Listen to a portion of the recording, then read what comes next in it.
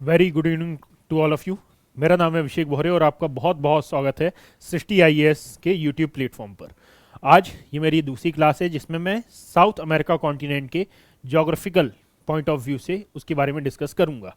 इससे पहले वाली क्लास में हमने साउथ अमेरिका कॉन्टिनेंट के पॉलिटिकल पॉइंट ऑफ व्यू के बारे में डिस्कशन किया था। आज की हमारी ये क्लास साउथ अमेरिका कॉन्टिनेंट के जोग्राफिकल पॉइंट ऑफ व्यू के बारे में रहेगी। तो यहाँ पर एक बार मैं मैप ड्रॉ करता हूँ, आप 5 मिनट का मेरे साथ वेट करें। मैं इस मैप को कंप्लीट करने के पश्चात आपको बताता हूं कि एक्चुअल में हमने पूरे महाद्वीप को कितने पार्ट्स में डिवाइड किया है ज्योग्राफिकली। हमने कल डिस्कशन किया था कि ये साउथ अमेरिका कॉन्टिनेंट विश्व का चौथा सबसे बड़ा महाद्वीप है। सबसे पहला आता है एशिया, देन आता है अफ्रीका, अफ्रीका के बाद आता है नॉर्थ अमेरिका अर्थात उत्तरी अमेरिका महाद्वीप, और फोर्थ नंबर पर हमें दिखाई देता है साउथ अमेरिका कॉन्टिनेंट। ठीक है, तो इसी क्रम में हमने आगे बढ़ते हुए डिस्कस किया था कि इसमें टोटल नंबर ऑफ कंट्रीज यानी कि देशों की कुल संख्या है 13 और सबसे बड़ा देश है ब्राजील। ब्राजील का नाम ब्राजील नामक वृक्ष के नाम पर पड़ा जिसकी राजधानी है ब्राजीलिया। यहाँ की दो फेमस सिटीज हैं जिसे कहा जाता है रियो डी जेनेरो तथा सेंटोस। रियो डी जेनेरो को कहा जाता है फैशन सिटी क्योंकि यहाँ पर आपको कई फैशन ब्रांड्स तथा कई फैशन आर्टिस्ट यहाँ पर आपको देखने के लिए मिलते हैं। और सेंटोस को कहा जाता है कहवा पत्तन क्योंकि ब्राजील मुख्यतः कॉफी उत्पादन के लिए जाना जाता है तथा यहाँ पर उत्पादित होने वाली कॉफी पूरे वर्ल्ड में फेमस है। और साथ में ब्राजील इसको निर्यात करने के लिए मुख्यतः प्रयोग करता है सेंटोस बंदरगाह का। दैट्स वाई कि इसको हम कहवा पत्तन के नाम से जानते हैं। ठीक है, इसी प्रकार यहाँ का एक फेमस शहर है जिसका नाम है साओ पोलो, और ये साओ पोलो पूरे वर्ल्ड में फेमस है क्योंकि या फिर पूरे सदर्न हेमिस्फेयर का सबसे बड़ी सिटी के रूप में जाना जाने वाला शहर है। नाम ध्यान रखिएगा, साओ पोलो। इसी के पश्चात हमने प्रारंभ किया था कि ये उत्तर अमेरिका महाद्वीप से पनामा नहर के द्वारा अलग होता है और ये पनामा नहर पर यूएसए का अधिकार है जो कि पनामा देश से होकर गुजरती है, जो कि बनी हुई है काटूर झील पर। और ये पनामा नहर साउथ अमेरिका महाद्वीप के कोलंबिया देश के साथ सीमा बनाती है। साथ ही कोलंबिया देश जो कि यहाँ पर आपको दिखाई देता है, ये अटलांटिक महासागर के कैरेबियन सागर तथा प्रशांत महासागर को पृथक करने का कार्य करता है, या फिर मैं यूं बोलूं कि कैरेबियन सागर को पनामा की खाड़ी जो कि पनामा की खाड़ी प्रशांत महासागर के अंतर्गत आती है, दोनों को पृथक करने का कार्य करता है या दोनों के साथ सीमा बनाता है। इसका विस्तार कोलंबिया से लेकर टिएरा डेल फ्यूगो द्वीप तक है और टिएरा डेल फ्यूगो द्वीप और तथा दक्षिण अमेरिका महाद्वीप के मध्य में मैगलन जल संधि का विस्तार है, ये जो रेड कलर की है। और ये मैगलन जल संधि अटलांटिक महासागर को प्रशांत महासागर से जोड़ने का कार्य करती है। मैगलन कोई और नहीं, वे थे जिन्होंने प्रशांत महासागर की खोज की थी, या यूं बोला जाए कि जिन्होंने प्रशांत महासागर को खोजा वही यात्री थे मैगलन, यूरोपीय यात्री थे। क्लियर। इसी प्रकार बाजू में हमको यहां पर देखने के लिए मिला था फॉकलैंड, जिसके बारे में हमने डिस्कशन किया था कि इस फॉकलैंड आइलैंड पर अधिकार है किसका। इस फॉकलैंड द्वीप पर अधिकार है यूके का। और यहीं से हमने एक नीति के बारे में समझा था कि एक्चुअल में यूके यानी कि यूनाइटेड किंगडम की एक नीति है कि जिस प्रकार उसका सूर्यास्त कभी नहीं होता था एक टाइम पर, उसी प्रकार वो अपना एक टाइम और ऐसा लाएगा जिसके द्वारा वो पूर्व से लेकर पश्चिम तक के देशों पर अपना अधिकार जमाएगा। क्लियर। तो यानी कि वो अपना एक टाइम वो दौर फिर से लाना चाहता है, इसीलिए कहा जाता है कि इस फॉकलैंड पर अधिकार करके रखा है आने वाले भविष्य की संभावनाओं को देखते हुए। किसने? आने वाले भविष्य की संभावनाओं को देखते हुए यूके ने। ठीक है, तो ये क्या है? हाँ, यह है फॉकलैंड आइलैंड, फॉकलैंड। और इस पर अधिकार है किसका? याद रखिए, इस पर अधिकार आता है यूके का। ठीक है, यूके के अंतर्गत आता है। यूके ने अपनी कॉलोनियां यहां पर बसा के रखी हैं। अब आप मेरे साथ 5 मिनट का वेट करें और इस 5 मिनट में मैं आपको बताता हूं कि एक्चुअल में इस दक्षिण अमेरिका महाद्वीप का हमने ज्योग्राफिकल पार्टीशन कैसे किया है या फिर ज्योग्राफिकल क्लासिफिकेशन हमने इसका कैसे किया है। क्लियर। अब यदि यहां पर हम आते हैं तो सबसे पहले आपने नाम सुना है सेल्वास वनों का, या फिर यूं कहा जाए अमेजॉन वनों का। तो ये अमेजॉन वन कहां पर है? तो ये एक्चुअल में आपको दिखाई देते हैं इस दक्षिण अमेरिका महाद्वीप वाले भाग में। यहां पर आपको देखने के लिए मिलेंगे अमेजन वन, जिन्हें दक्षिण अमेरिका महाद्वीप के परिप्रेक्ष्य में कहा जाता है सेल्वास वन। ठीक, ये पूरे एरिया में आपको देखने के लिए मिल रहे हैं सेल्वास वन। अब ये सेल्वास वन क्या है? तो सेल्वास वन विश्व में सबसे अधिक जैव विविधता और साथ में सबसे घने वनों की श्रेणी के लिए जाने जाते हैं, यानी कि ये उष्णकटिबंधीय सदाबहार वनों के लिए जाने जाते हैं। तो ये है सेल्वास वन। सेल्वास वनों के बाद यदि आप ऊपर और नीचे इसको देखें तो ये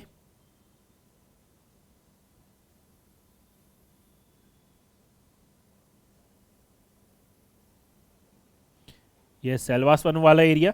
इसके ऊपर व नीचे जब आप देखते हैं तो ऊपर आपको एक घास का मैदान देखने के लिए मिलता है और इस घास के मैदान को कहा जाता है लानोस। यह है लानोस घास का मैदान।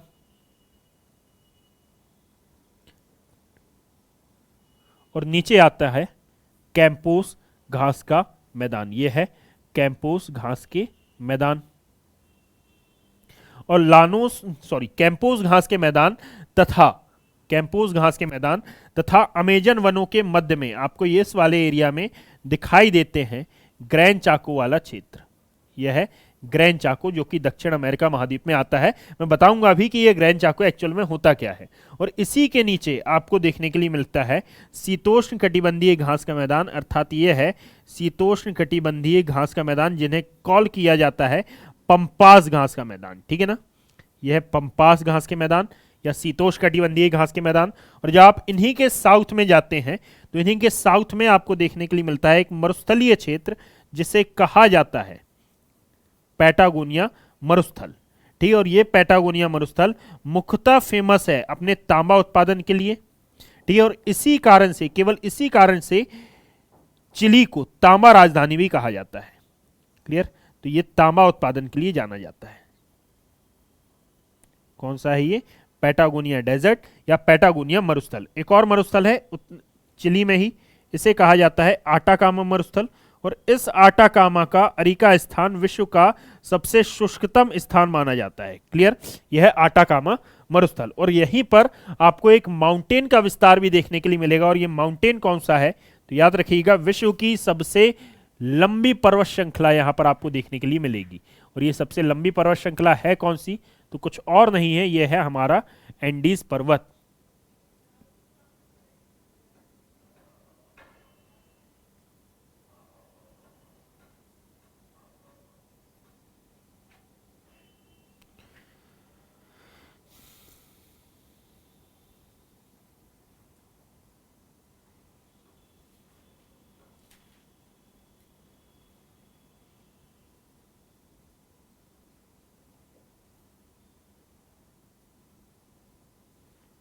ठीक है, और ये यहां तक क्लियर। अब मैं यहां पर नेमिंग कर देता हूं ताकि आपको कंफ्यूजन ना हो। अब ये विस्तार पूरा का पूरा रहेगा, यानी कि ये ब्राजील देश है, यहां पर Colombia, Venezuela, Guyana, Suriname, French Guiana, ये पूरे नीचे देश हैं। ब्राजील हो गया, यहां पर Ecuador, Peru, Chile, Argentina, Paraguay, Bolivia और साथ में उरुग्वे, ये सभी देश यहां पर आते हैं। ठीक है, ये फॉकलैंड के बारे में तो हमने देख ही लिया।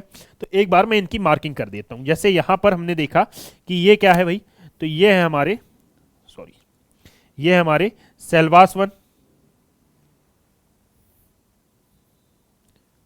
ये है सेल्वास वन। अब इन्हीं सेल्वास वनों को हम क्या बोलते हैं? इन्हीं सेल्वास वनों को कहा जाता है अमेजन वन। इन्हीं को कहा जाता है अमेजन वन। चलो, इनके बारे में हम बाद में डिस्कस करेंगे, एक एक टॉपिक उठाएंगे। ठीक है, यह है कैंपोस घास के मैदान, जो कि उष्णकटिबंधीय घास के मैदान है। कैंपोस ऊपर भी उष्णकटिबंधीय घास के मैदान हैं, जिन्हें लानोस कहा जाता है। यह है हमारा लानोस।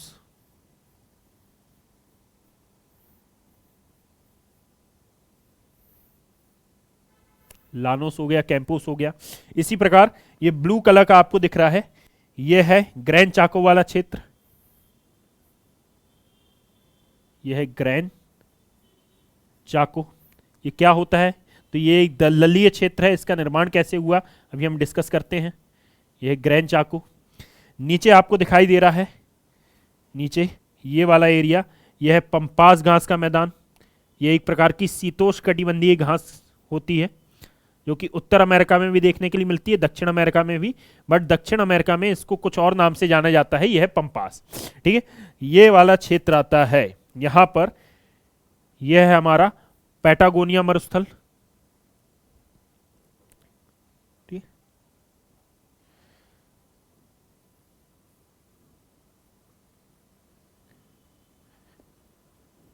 पाटागोनिया डेजर्ट या पाटागोनिया मरुस्थल।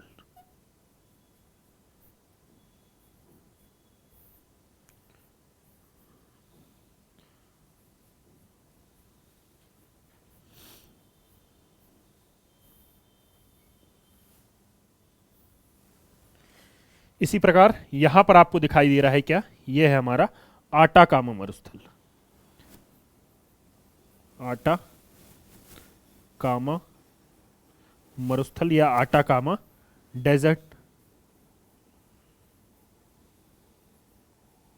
ठीक, अब बस इन्हीं के बारे में हमें डिस्कशन करना है। तो यदि हम भौगोलिक परिदृश्य के हिसाब से देखें तो हमने दक्षिण अमेरिका महाद्वीप को कुछ इन भागों में बांट रखा है, जैसे लानोस, सेल्वास, ग्रान चाको, कैंपोस, पंपास, पाटागोनिया डेजर्ट और आटाकामा मरुस्थल। अब इनके बारे में हम एक एक करके डिस्कस करना प्रारंभ करते हैं। क्लियर? जैसे सबसे पहले यदि हम आते हैं तो सबसे पहले तो हम डिस्कस करते हैं कि ये सेल्वास वन क्या होते हैं, यानी कि सेल्वास वन होते क्या हैं, इनकी विशेषताएं क्या क्या हैं और ये हमारे लिए किस पर्पस के हिसाब से इंपॉर्टेंट है। क्लियर? अब यदि यहां पर हम बात करें तो सबसे पहले तो आप याद रखें कि हम डिस्कस करने जा रहे हैं सेल्वास वनों के बारे में।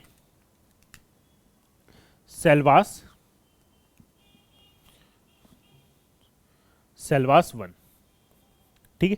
यदि सेल्वास वनों की बात की जाए तो आप याद रखें कि इन्हीं को कॉल किया जाता है, इन्हीं को संबोधित किया जाता है क्या, अमेजन वन भी। इन्हीं को अमेजन वन कहा जाता है। और अमेजन वन क्यों कहा जाता है भाई? क्योंकि एक नदी है जिसका नाम है अमेजन नदी, और इसके बारे में मैंने कल बताया था कि ये विश्व की सबसे अधिक जल ग्रहण क्षमता वाली नदी है। तो ये इन्हीं को कॉल किया जाता है अमेजन वन, क्योंकि ये इसी नदी की घाटी के सहारे विकसित हुए हैं तथा इसी के साथ साथ ये पूरे दक्षिण अमेरिका महाद्वीप में विस्तृत हैं। क्लियर? तो अमेजन वन इनको कहा जाता है। साथ ही इन्हें कॉल किया जाता है विश्व के किडनी व फेफड़े। क्लियर? यानी कि पृथ्वी के किडनी व फेफड़े कहा जाता है। ऐसा क्यों है भाई? पृथ्वी का किडनी भी कहा जाता है इनको और पृथ्वी का फेफड़ा भी कहा जाता है। ऐसा क्यों है? क्योंकि यहां ऐसा माना जाता है कि अमेजन वन इतने ज्यादा घने हैं, इतने ज्यादा घने हैं कि यदि यहां पर अंदाजा लगाएं आप तो एक वर्ष में ये जितनी ऑक्सीजन छोड़ते हैं प्रकाश संश्लेषण की क्रिया के द्वारा, ये एक वर्ष में जितनी ऑक्सीजन मुक्त करते हैं उतनी ऑक्सीजन एक वर्ष में पूरी मानव जनजाति नहीं ले पाती है।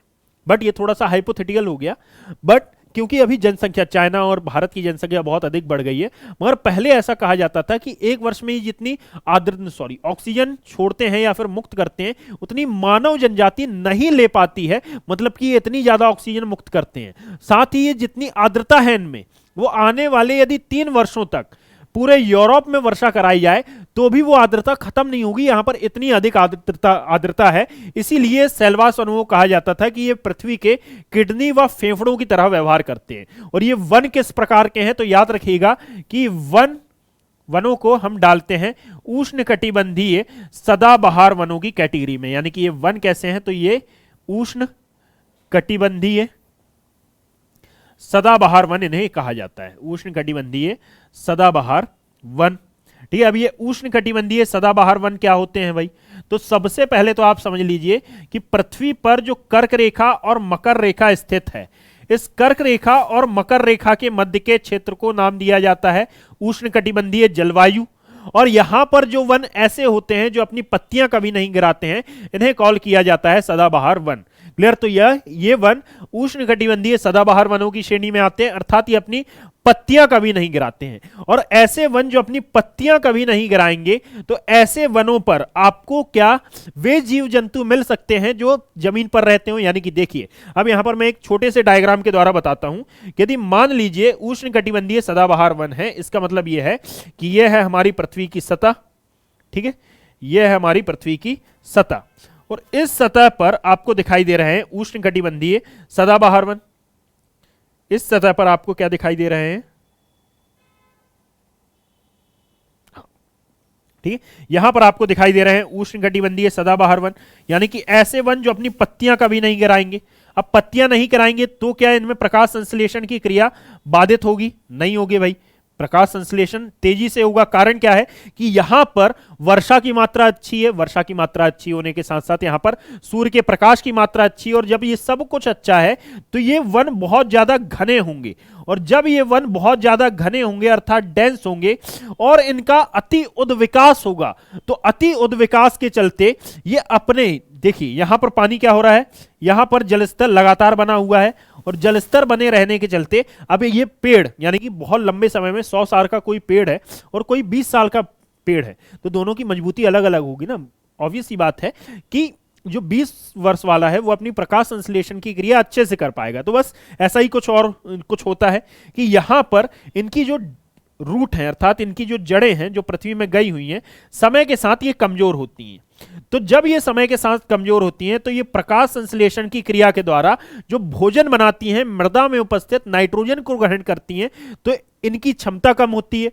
तो फिर ये वायुमंडल में मौजूद ऑक्सीजन के द्वारा वायुमंडल में मौजूद नाइट्रोजन से अपना भोजन बनाती है। यानी कि अब वायुमंडल से नाइट्रोजन को एब्जॉर्ब कैसे करेंगी, तो इसके लिए ये अपने तनों से जड़ें निकाल लेती हैं, यानी कि ये तनों से जड़ें निकालेंगी।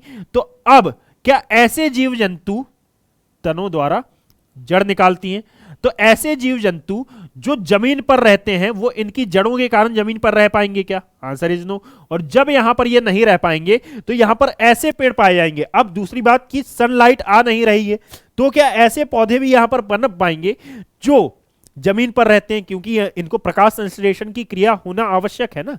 और जब ये यहां पर प्रकाश पहुंचेगा ही नहीं तो इस एरिया में प्रकाश संश्लेषण की क्रिया होगी कैसे यहां पर, और जब प्रकाश संश्लेषण की क्रिया नहीं होगी तो यहां पर छोटे पौधों का जन्म नहीं होगा, और जब छोटे पौधों का जन्म नहीं होगा तो यही पौधे और अधिक विशाल होंगे। ठीक है ना। अब जब छोटे पौधे यदि मान लेते हैं आ भी गए तो वो परिवर्तित हो जाएंगे अपना विकास करने के लिए किसमें, कीट भक्षी पौधों में। तो यहीं पर आपको क्या देखने के लिए मिलेंगे, एक तो ऐसे जानवर नहीं मिलेंगे जो जमीन पर रहते हैं, तो यही उष्णकटिबंधीय सदाबहार वनों वाले क्षेत्र में अर्थात सेल्वास वनों में किसकी अधिक मात्रा या फिर किसकी अधिक जनसंख्या आपको देखने के लिए मिलेगी, यहां पर आपको मिलेंगे क्लाइंबर एनिमल। क्या देखने के लिए मिलेंगे, क्लाइंबर एनिमल अर्थात क्लाइंबर जीव। साथ में क्लाइंबर एनिमल के साथ साथ यहां पर क्लाइंबर ट्री भी आपको देखने के लिए मिलेंगे, क्लाइंबर ट्री। और क्या होते हैं क्लाइंबर ट्री, तो ऐसे पेड़ जो कि पेड़ों के ऊपर उगते हैं और अपना विकास स्वयं ना कर उस अन्य पेड़ के सहारे अपना विकास करते हैं। जैसे एक एग्जाम्पल से समझे, अमरबेल देखिए सभी ने, अमरबेल। तो अमरबेल में एक्चुअल में होता क्या है, अमरबेल में होता यह है कि आप थोड़ी सी अमरबेल लें और उसको डाल दें किसी भी पेड़ के ऊपर, तो अब वो ये करेगा कि उस पूरे, यानी वो पेड़ तो प्रकाश संश्लेषण की क्रिया कर रहा है, बट उसी प्रकाश संश्लेषण की क्रिया के द्वारा वो जो बरगद का पेड़ भोजन बना रहा है उसको ये एब्जॉर्ब करेगा कौन, अमरबेल, और अपना विकास करेगा। और कुछ समय बाद आप देखेंगे, 1-8 साल बाद, तो आपको लगेगा कि यार बरगद का पेड़ अमरबेल के द्वारा पूरा का पूरा ढक लिया गया है। तो ये कहलाते हैं क्लाइंबर ट्री। और क्लाइंबर वृक्ष का मतलब, क्लाइंबर जीव का मतलब क्या होता है, तो अनेक एग्जाम्पल हम जानते हैं, जैसे लाइक चिंपैंजी वगैरह, चिंपांजी हो गया, तेंदुआ हो गया, यानी ऐसे जीव जो कि पेड़ों पर रहना पसंद करते हैं, इन्हें कहा जाता है क्लाइंबर एनिमल। ये दोनों आपको कहां पर देखने के लिए मिलेंगे, इस सेल्वास वन वाले एरिया में। और इसका कारण क्या है, क्योंकि यहां पर आपको बहुत अधिक मात्रा में क्या देखने के लिए मिल रहा है, पेड़ों का विकास, जिसके कारण यहां पर आपको प्रकाश संश्लेषण का अभाव और साथ में जीवधारियों के लिए जमीन पर उपयुक्त सुविधा उपलब्ध नहीं कर पा रहे हैं। ठीक है, तो सेल्वास वन क्या है, सेल्वास वन अमेजन घाटी के आसपास विस्तृत है, और साथ में यहीं पर ये विश्व के सबसे अधिक उष्णकटिबंधीय सदाबहार वनों की श्रेणी में आते हैं, जिसके कारण यहां पर क्लाइंबर ट्री और क्लाइंबर एनिमल देखने के लिए मिलते हैं, और इन्हीं को कहा जाता है पृथ्वी का किडनी और फेफड़ा। इतनी बात क्लियर है। अब सेकंड पर आते हैं, और यदि इसी में हम बात करें तो याद रखिएगा कि यहीं पर एक क्रिया और होती है। यहां पर यदि हम पेड़ों के साइज की हम बात करते हैं कि यहां पर पेड़ों का साइज कितना होता होगा, तो यहां पर जो वृक्ष पाए जाते हैं एक्चुअल में उनकी हाइट आप देखेंगे कि लगभग 200 फीट तक है। ठीक है, मतलब कि 150 से 200 फीट तक के यहां पर आपको पेड़ पौधे देखने के लिए मिलेंगे, पेड़ आपको देखने के लिए मिलेंगे। तो यह है हमारा सेल्वास वन। सेकेंड टॉपिक पर यदि हम आते हैं तो याद रखिएगा सेकेंड टॉपिक है हमारा रॉकीज माउंटेन। अब इस रॉकीज माउंटेन को समझने से पहले सेकंड है हमारा रॉकीज माउंटेन। और यदि हम बात करें रॉकीज माउंटेन की तो आप याद रखें कि ये रॉकीज माउंटेन एक्चुअल में वर्ल्ड का एक नवीन वलित पर्वत है या फिर यंग फोल्डेड माउंटेन है। अब ये यंग फोल्डेड माउंटेन क्या होता है तो एक लाइन में मैं आपको समझाता हूं, जस्ट अ सेकेंड, बस एक सेकेंड रुकिएगा।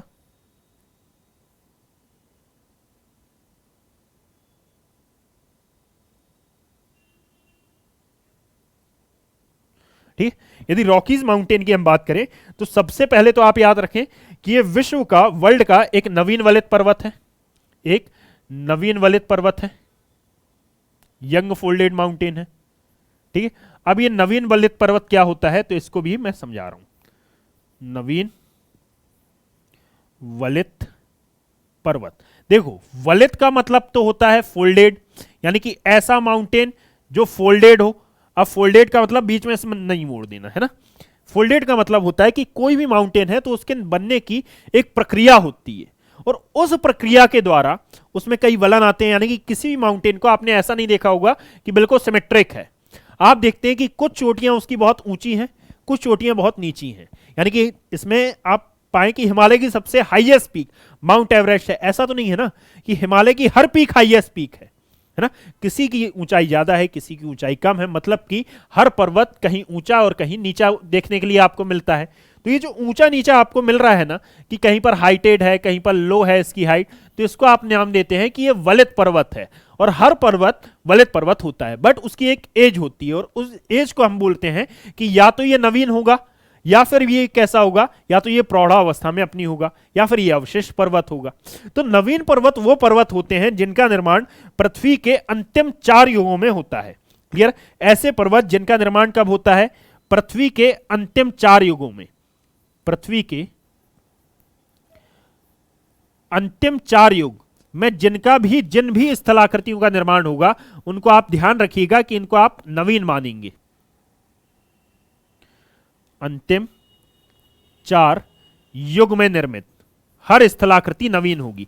जैसे हिमालय का निर्माण अंतिम 4 युगों में से किसी एक युग में हुआ है, इसीलिए हम इसको क्या नाम देते हैं, नवीन वलित पर्वत का नाम देते हैं। अब यदि देखा जाए तो सिल्लूरियन, डिवोनियन, कार्बोनिफेरस, पर्मियन। कार्बोनिफेरस में पेंजिया टूटा, पेंजिया के टूटने से 2 महाद्वीप बने, अंगारा लैंड और गोंडवाना लैंड। इसी प्रकार यदि हम ऑर्डोविशियन में आए तो ऑर्डोविशियन से फिर हिमालय का निर्माण प्रारंभ हुआ और फिर ये आगे चलकर लघु हिमालय, बृहद हिमालय और साथ में शिवालिक का निर्माण होता गया और फिर उत्तर भारत के मैदान का निर्माण हुआ। तो ये सभी ये जिन जिन युगों में निर्मित हुए हैं तो उन युगों के हिसाब से अब इनको क्या नाम देते हैं, एक तो नवीन वलित पर्वत, और जब ये युग बहुत ज्यादा पुराने हो जाते हैं या मैं यूं कहूं कि इनमें लगने वाला बल समाप्त हो जाता है तो इनको आप नाम दे देते हैं कि ये एक प्रकार के अवशिष्ट वलित पर्वत का उदाहरण है। तो रॉकीज की यदि हम बात करें तो ये एक प्रकार से कैसा पर्वत है, नवीन वलित पर्वत है। और साथ में वलित पर्वत इसलिए है क्योंकि इस रॉकीज का फॉर्मेशन, यदि मैं आपको बताना चाहूं कि इस रॉकीज का फॉर्मेशन एक्चुअल में कैसे हुआ है, तो याद रखिएगा किसी भी माउंटेन का फॉर्मेशन होता कैसे है, किसी भी माउंटेन का फॉर्मेशन कुछ इस प्रकार होता है कि यहां पर एक होती है महाद्वीपीय प्लेट और एक आपको देखने के लिए मिलेगी महासागरीय प्लेट, या फिर हो सकता है दोनों ही महासागरीय हो या दोनों ही महाद्वीपीय हो, और ऐसा भी हो सकता है एक महासागरीय और एक महाद्वीपीय हो। बट यहां पर रॉकीज की कंडीशन में यह हुआ है कि एक प्लेट हमारी क्या है, एक प्लेट है हमारी महाद्वीपीय प्लेट अर्थात कॉन्टिनेंटल प्लेट है, यह है हमारी महाद्वीप प्लेट। और ये महाद्वीप प्लेट कौन सी है, तो यह है साउथ अमेरिका महाद्वीप की प्लेट। और एक हमारी है प्रशांत महासागर की प्लेट अर्थात यह है हमारी महासागरीय प्लेट। अब बट ऑब्वियस है कि महासागरीय प्लेट अपेक्षाकृत अधिक कमजोर है और महाद्वीपीय प्लेट अपेक्षाकृत अधिक मजबूत है। और जब ये दोनों ही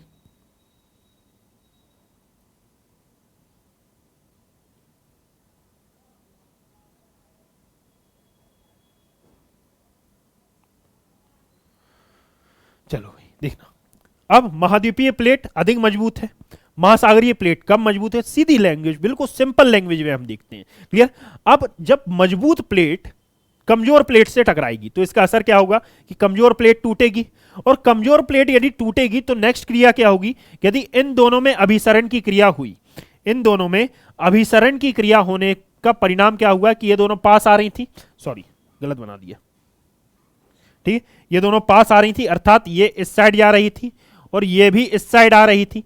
तो जब ये दोनों टकराएंगी तो कमजोर प्लेट टूटेगी, मजबूत टूट नहीं सकती। और जब कमजोर प्लेट टूटेगी तो इसका परिणाम ये होगा कि कमजोर प्लेट मजबूत प्लेट को ऊपर उठाते हुए अंदर प्रवेश कर जाएगी। और पृथ्वी के भीतर क्या भरा हुआ है, तो पृथ्वी के भीतर यदि हम ध्यान से देखें, आपने पढ़ा होगा कि यहां पर मैग्मा भरा हुआ है, यानी कि ये अंदर जाना प्रवेश करेगी। ठीक है, ये अंदर प्रवेश करना प्रारंभ हुई और जब ये अंदर जाएगी तो पृथ्वी के गर्भ में क्या है, मैग्मा है। तो पृथ्वी के गर्भ में पहुंचकर ये मैग्मा के संपर्क में आकर यहां पर किसका निर्माण करेगी, इस क्षेत्र में जाकर ये निर्माण करेगी बेनियोफ जोन का। अर्थात यहां पर जाकर ये प्लेट पिघलना प्रारंभ करेगी और यहां पर जैसे जैसे ये पिघलेगी तो यहां पर निर्माण होगा बेनियोफ जोन का। और दाब मुक्त होने के नियम के अनुसार, यानी कि जिस भी चीज पर जितना दबाव डाला जाएगा वो मुक्त होने का उतना ही प्रयास करेगी और दाब जब ज्यादा हो जाएगा तो वो मुक्त हो जाएगा। क्लियर, तो यहां पर निर्माण होगा बेनियोफ जोन का। अब जैसे ही यहां पर निर्माण हुआ बेनियोफ जोन का और साथ में कौन सी क्रिया हो रही थी, तो साथ में महाद्वीपीय प्लेट पर जैसे जैसे ये प्लेट अंदर जा रही थी वैसे वैसे इस महाद्वीपीय प्लेट पर वलन आ रहे थे और इन्हीं को हमने वलित पर्वत नाम दिया।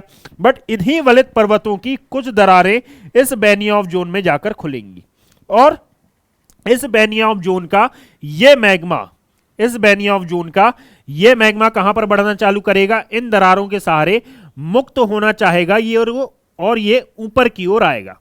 और जब ये ऊपर की ओर आएगा तो ये इन दरारों के सहारे इस प्रकार से मुक्त होगा। अब यदि मुक्त नहीं हो पाया है तो इन्हीं दरारों में जाकर जम जाएगा और इस क्रिया के द्वारा जिस माउंटेन का फॉर्मेशन होगा, जिस पर्वत का नाम होगा, उसको आपने क्या बोला, एक तो नवीन वलित पर्वत और साथ में यहां पर हुई कौन सी क्रिया, यहां हुई ज्वालामुखी की भी क्रिया।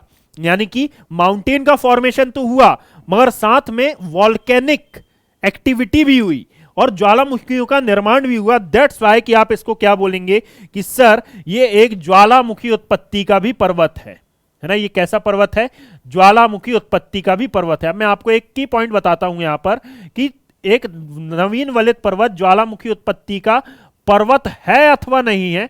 इस बात को आप इस बात से समझें कि उसका ज्वालामुखी उत्पत्ति का पर्वत, इसका अंदाजा आप कुछ इस प्रकार लगाएंगे कि उसका निर्माण एक्चुअल में कैसे हुआ है। यदि महाद्वीपीय और महाद्वीप प्लेट के टकराने से हुआ है, मोटे मोटे आधार पर लगभग की बात कर रहा हूं कि 90% केसेस में ऐसा ही होता है, 10% एक्सेप्शन आप मान सकते हैं। ठीक है, यदि किसी पर्वत का निर्माण महाद्वीप और महाद्वीप के टकराने से हुआ है, जैसे हिमालय पर्वत का निर्माण हुआ है प्रायद्वीपीय भारत की प्लेट और यूरेशियन प्लेट के टकराने से, तो ये जो माउंटेन है ये एक्चुअल में केवल और केवल नवीन वलित पर्वत है। बट यदि इसी के अपोजिट में आप देखें, क्या इसी के अपोजिट में आप देखते हैं रॉकीज माउंटेन, तो रॉकीज माउंटेन एक नवीन वलित पर्वत है और साथ में ये ज्वालामुखी उत्पत्ति का भी पर्वत है, क्योंकि यहां पर आपको कुछ ज्वालामुखी भी देखने के लिए मिल रहे हैं। जैसे एग्जाम्पल के तौर पर यदि हम लें तो यहां पर आपको मिल रहा है क्या, माउंट एकांकागुआ, जो कि इसकी हाईएस्ट पीक भी मानी जाती है। तो माउंट एकांकागुआ कहां पर है, यहीं पर आता है और ये क्या है, एक ज्वालामुखी है, एकांका, नीचे लिख देता हूं, माउंट एकांकागुआ, ये एक सक्रिय ज्वालामुखी है। क्लियर, कहां पर है, ये इटली में। तो ये ज्वालामुखी इस पर्वत पर आया कैसे, और ये हाईएस्ट पीक भी है इस पर्वत पर, ये ज्वालामुखी एक्चुअल में आया कैसे, तो इसी क्रिया के द्वारा, ये जो मैंने आपको क्रिया बताई, इस क्रिया के द्वारा ये ज्वालामुखी एक्चुअल में यहां पर सिचुएटेड आपको दिखाई देता है। ठीक इसी क्रिया के द्वारा आप देखेंगे कि इटली में एक और, बोलिविया के आसपास वाले क्षेत्र में आपको एक और ज्वालामुखी देखने के लिए मिल रहा है जिसे नाम दिया जाता है टिएरा डेल फ्यूगो। ये सब माउंटेन यहां पर आए कैसे, तो ये जो मैंने क्रिया बताई कि बेनियोफ जोन का निर्माण हुआ, वलन की क्रिया हुई और इन दरारों के सहारे ये ज्वालामुखी यहां से मुक्त होना चाहा, तो इस क्रिया के द्वारा बेसिकली यहां पर क्या है, यहां पर ज्वालामुखी का फॉर्मेशन हुआ। यानी कि अभी तक हमने क्या देखा, सबसे पहले हमने डिस्कस किया सेल्वास के बारे में। सेल्वास क्या होते हैं, तो ये अमेजन, इन्हीं को कहा जाता है अमेजन वन, क्योंकि ये अमेजन नदी की घाटी के साथ साथ विस्तृत हैं। सेकंड आते हैं कि इन्हीं को कहा जाता है पृथ्वी का किडनी और फेफड़ा। कारण यह है कि यहां पर आर्द्रता की मात्रा अधिक है, वर्षा अच्छी होती है और साथ में हर प्रकार की वे जैविक क्रियाएं जो कि मानव अधिवास तथा जैव विविधता हेतु आवश्यक हैं, ये सभी आपको यहां पर देखने के लिए मिलती हैं। थर्ड पॉइंट कि यहां पर पेड़ों की ऊंचाई लगभग आपको देखने के लिए मिलेगी 150 से 200 फीट, इसीलिए क्योंकि ये सदाबहार वनों की श्रेणी में आते हैं और इसीलिए यहां पर आर्द्रता अधिक है और वर्षा भी अधिक होती है। और यहीं पर आपको ऐसे पेड़ देखने के लिए मिलेंगे जो कि अपने तनों से जड़ें निकाल लेते हैं और इन जड़ों के द्वारा इन्हीं तनों के द्वारा नाइट्रोजन को सोखकर प्रकाश संश्लेषण की क्रिया द्वारा सूर्य के प्रकाश की उपस्थिति में अपने भोजन का निर्माण करते हैं और अपना विकास करते हैं। और इसीलिए आपको यहां पर क्लाइंबर जीव और क्लाइंबर ट्रीज भी देखने के लिए मिलते हैं। ठीक है ना। अब आगे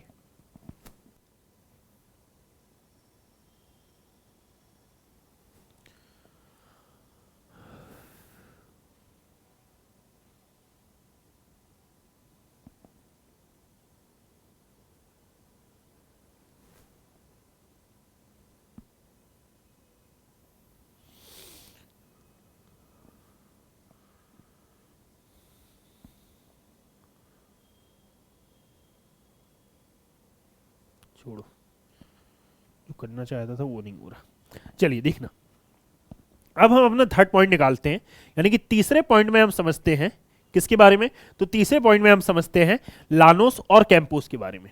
ठीक है, तो ये हो गया हमारा रॉकीज, इसको मैं शिफ्ट कर देता हूं ऊपर की ओर, ये रॉकीज हो गया और साथ में हमारा सेल्वास कंप्लीट हो गया। अब तीसरा है हमारा लानोस और कैंपोस के बारे में, दिख रहा है, हाँ वेरी गुड, ये है लानोस व कैंपोस। ठीक है, लानोस और कैंपोस दोनों को मैं एक साथ लिखता हूं। ठीक, तो देखिए यदि हम यहां पर देखें तो ये लानोस और कैंपोस एक्चुअल में क्या है, तो बस आपको इतना याद रखना है कि ये लानोस और कैंपोस एक प्रकार के शीतोष्णकटिबंधीय घास के मैदान उष्ण कटिबंधीय घास के मैदान के उदाहरण हैं।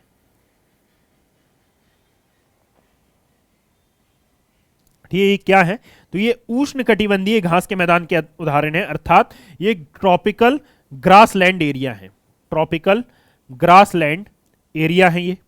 सेकेंड बात, ग्रास लैंड एरिया है अर्थात उष्ण कटिबंधीय घास के मैदान है। सेकेंड बात कि ये उष्ण कटिबंधीय घास के मैदान आपको विश्व में जहां पर भी देखने के लिए मिलेंगे वहां पर एक क्रिया अवश्य आपको देखने के लिए मिलेगी और वो क्या है, वो है फॉरेस्ट फायर, वो है फॉरेस्ट फायर। अब ये फॉरेस्ट फायर क्या होता है, तो इसी को आप जानते हैं जंगल की आग। आपने अभी कुछ समय पहले एक घटना सुनी होगी कि अमेजन के जंगलों में आग लग गई या फिर ऑस्ट्रेलिया में आग लग गई। ये ऑस्ट्रेलिया में और अमेजन के जंगल में आग कहां लगती है, यदि मैं यहां पर बताऊं तो ये ऑस्ट्रेलिया कहां पर है, ये ऑस्ट्रेलिया आता है यहां, और अमेजन के जंगल हैं यहां पर जिनको अभी हम पढ़ रहे हैं, सेल्वास के नाम से जानते हैं। तो इस एरिया में एक्चुअल में आग लगी कैसे, और लगी तो ये इस सदाबहार वन में जो कि विश्व के सबसे सदाबहार वन है, इन क्षेत्रों तक कैसे फैल गई। तो याद रखिए एक्चुअल में बात यह है कि ये आग अमेजन वनों में नहीं लगी, ये आग वास्तविकता में लगी है लानोस और कैंपोस में, और लानोस और कैंपोस के थ्रू फिर ये फैलते फैलते कहां चली गई थी, ये चली गई थी सेल्वास वनों में अर्थात अमेजन वनों वाले क्षेत्र में। अब यदि यहां पर हम बात करें तो ये लानोस और कैंपोस ट्रॉपिकल ग्रासलैंड एरिया है अर्थात उष्णकटिबंधीय जलवायु के वाले उष्णकटिबंधीय घास के मैदान है, और जहां पर भी वर्ल्ड में उष्णकटिबंधीय घास के मैदान आपको देखने के लिए मिलेंगे, इसका अर्थ है कि वो ग्रीष्म काल में सूखेंगे, और जब ये ग्रीष्म काल में सूखेंगे इसका मतलब ये नहीं है कि घास नष्ट हो जाएगी।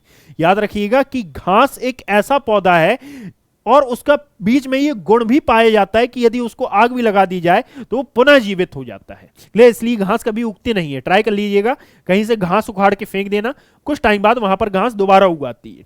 ठीक है, तो यदि आप यहां पर देखें तो ये लानोस और कैंपोस उष्णकटिबंधीय घास के मैदान हैं। तो जब ये सूखते हैं और जब यहां पर तेज हवाएं चलती हैं तो उन तेज हवाओं के चलते घर्षण बल के कारण यहां पर कुछ ऐसी क्रिया होती है जिसके कारण इनमें आग लगती है, और फिर यही आग फैलते फैलते कहां आ जाती है, यही आग फैलते फैलते इस सेल्वास वनों तक फैल जाती है। ठीक है, तो ये है लानोस और यह है कैंपोस, ये विस्तृत है कहां, एक लानोस उत्तर में आता है और कैंपोस आता है दक्षिण में। क्लियर? और दोनों ही आते हैं उष्णकटिबंधीय घास के मैदानों की कैटेगरी में। इसी के बाद यदि हम बात करें तो हमारा एक आया है ग्रैंड चाको, और ग्रैंड चाको के बारे में बात करते हैं तो ये ज्यादा कुछ नहीं है, ज्यादा टिपिकल नहीं है।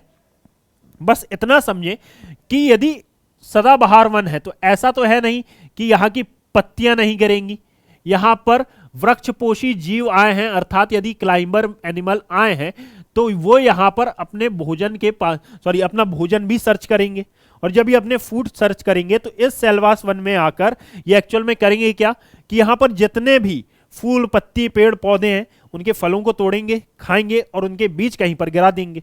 ठीक है, तो ये एक्चुअल में करेंगे क्या, ये एक्चुअल में करेंगे ये कि यहां की कुछ अवसाद टूट टूट कर कहां पर आ जाएगा, इस ग्रैंड चाको वाले क्षेत्र में आ जाएगा, और फिर यहीं पर हो जाएगी वर्षा।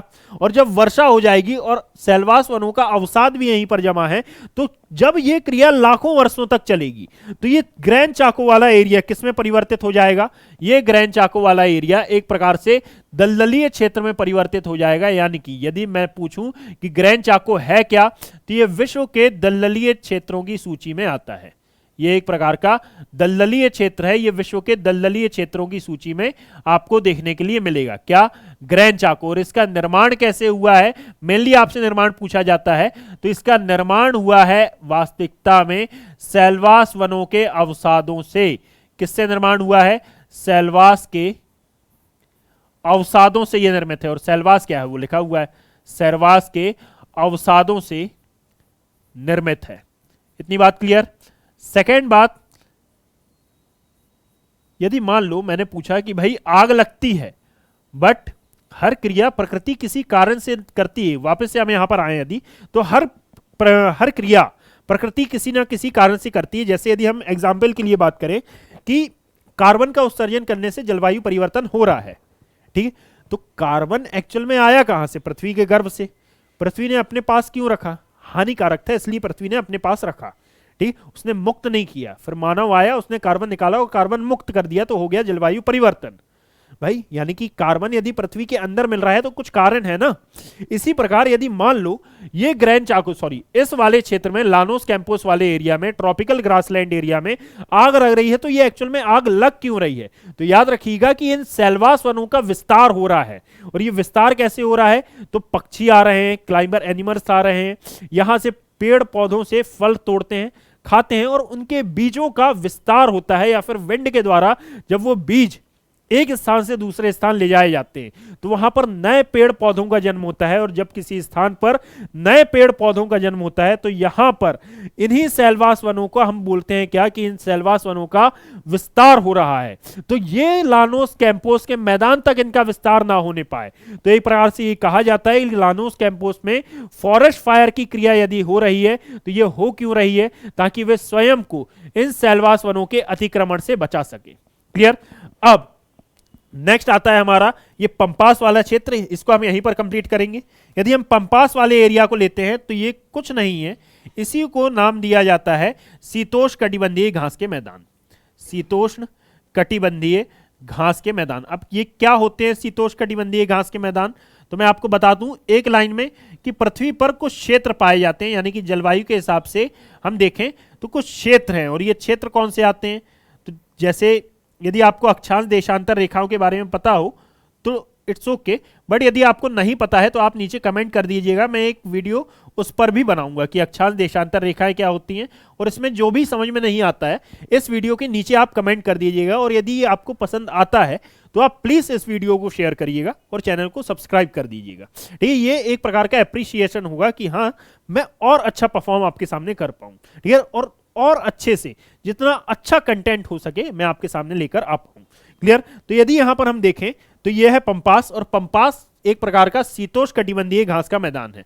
हम थे यहां पर कि यदि हम इन शीतोष्ण कटिबंधीय और उष्ण कटिबंधीय घास के मैदानों की बात करें तो ये क्या होते हैं, तो जो अक्षांशीय रेखाएं एक्चुअल में आपको दिखाई देती हैं, इनमें कर्क और मकर रेखा के मध्य के क्षेत्र को आप उष्णकटिबंधीय क्षेत्र नाम देते हैं, और इनसे ऊपर का जो भी क्षेत्र आता है वो शीतोष्ण कटिबंधीय जलवायु वाला क्षेत्र है।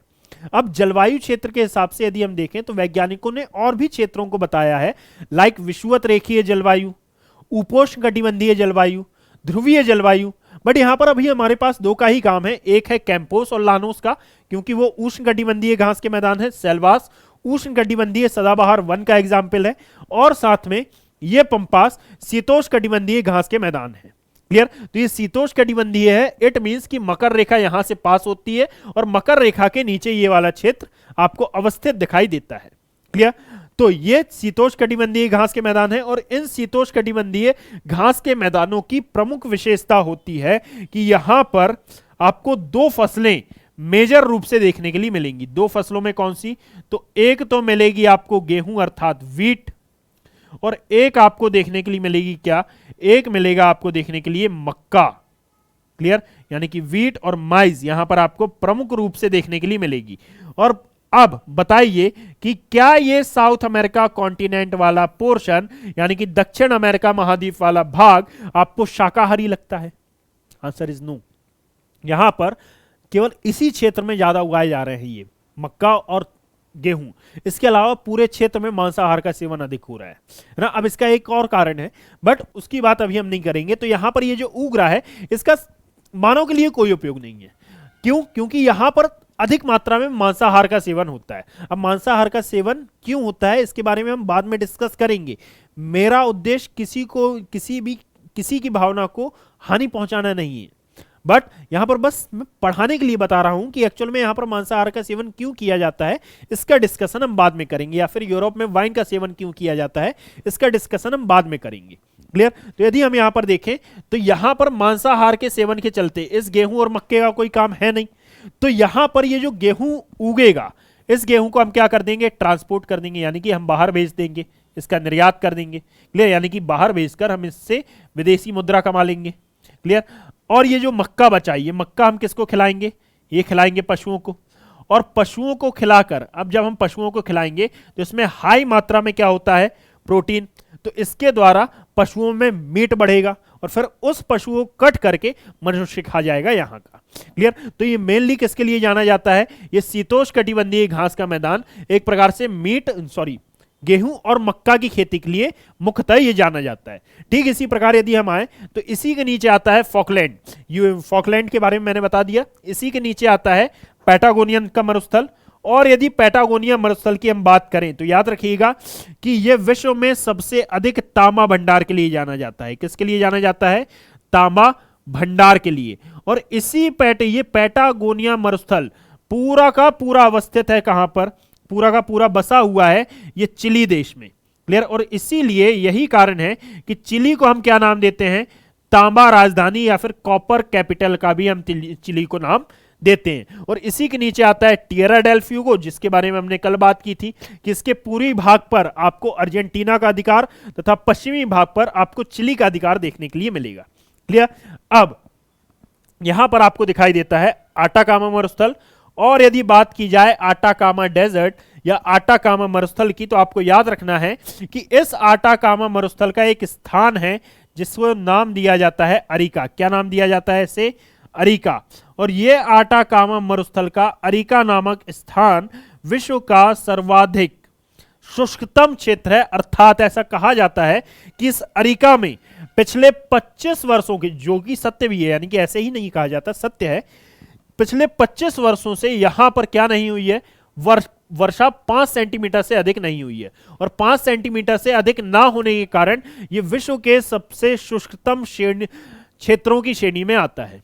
और इसीलिए यदि मान लीजिए जलवायु परिवर्तन, अभी समस्या क्या है, तो इसका करंट आप ये लिखेंगे कि अभी हाल ही में जलवायु परिवर्तन और वैश्विक तापन के चलते यहां पर वर्षा होने के आसार बढ़ रहे हैं। अभी जलवायु परिवर्तन और वैश्विक तापन इसको कैसे प्रभावित करता है?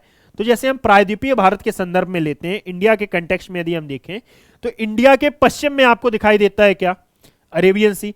अरब सागर में पिछले 15 वर्षों से चक्रवात नहीं आया था, बट 2-3 सालों से यदि आप देखें तो वहां पर आपको 2-3 चक्रवात देखने के लिए जरूर मिलते हैं।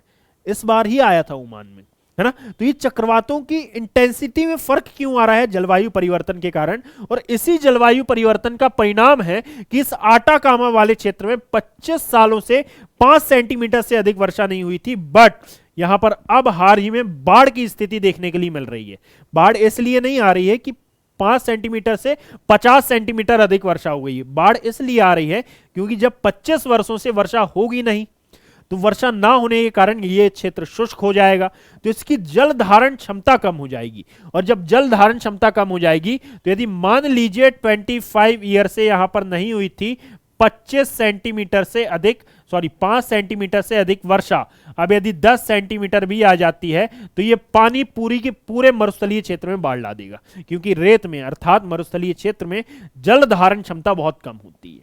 क्लियर? तो ये आटाकामा मरुस्थल इसलिए हमारा इंपॉर्टेंट है। यानी कि आज के हमने इस वीडियो में क्या क्या देखा, तो सबसे पहले हमने स्टार्ट किया दक्षिण अमेरिका महाद्वीप से, और उसमें हमने देखा, कल के वीडियो में हमने पॉलिटिकल पॉइंट ऑफ व्यू से उसका डिस्कस किया था।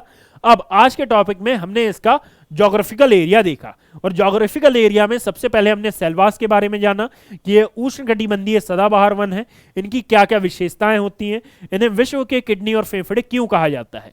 सेकंड में हमने ग्रैंड चाको और लानोस कैंपोस के बारे में जाना। देन हमने एंडीज पर्वत के बारे में देखा कि इसका निर्माण कैसे हुआ है और क्यों इसको एक ज्वालामुखी उत्पत्ति का पर्वत कहा जाता है। नेक्स्ट में हमने पंपास घास के मैदानों के बारे में देखा, जो कि एक शीतोष्णकटिबंधीय घास के मैदान है, और साथ में फॉकलैंड आइलैंड और पैटागोनिया मरुस्थल तथा आटाकामा मरुस्थल के बारे में हमने जाना। यदि इस वीडियो में आपको कहीं पर डाउट रहा हो या फिर कुछ समझ में ना आया हो तो आप प्लीज वहां पर मुझे कमेंट करें, और कमेंट पढ़कर मुझे जानकारी मिलेगी कि एक्चुअल में आपको कहां समझ में नहीं आया, तो नेक्स्ट वीडियो में मैं आपके साथ वो क्लियर कर दूंगा। Clear? Thank you sir, thank you ma'am.